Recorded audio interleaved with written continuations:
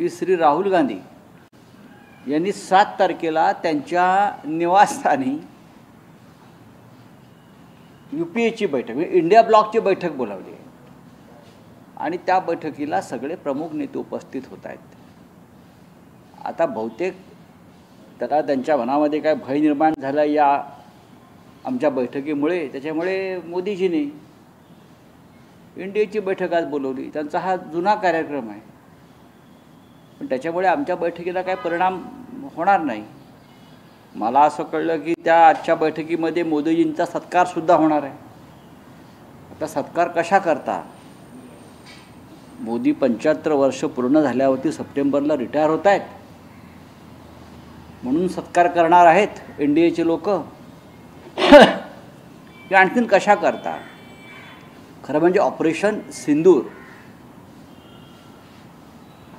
थांबवलं नसतं आणि मोदीजींनी सांगितल्याप्रमाणे, वचन दिल्याप्रमाणे POK हे ताब्यात आलं असतं तर आम्ही सगळ्यांनी सुद्धा मोदींचा सत्कार नक्की केला असता। आमची तशी इच्छा होती। या देशाच्या प्रधानमंत्र्यांनी जे सांगितले ते करून दाखवलं।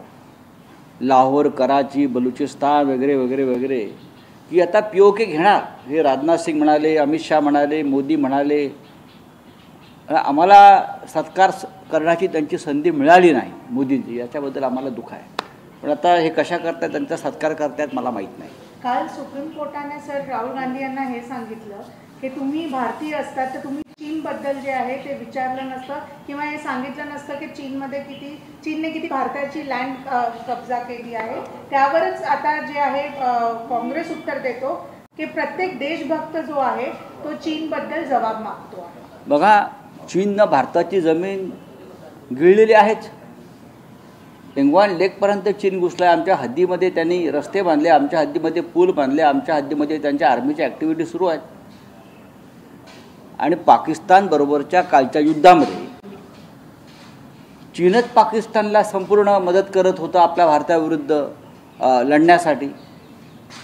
त्याच्यामुळे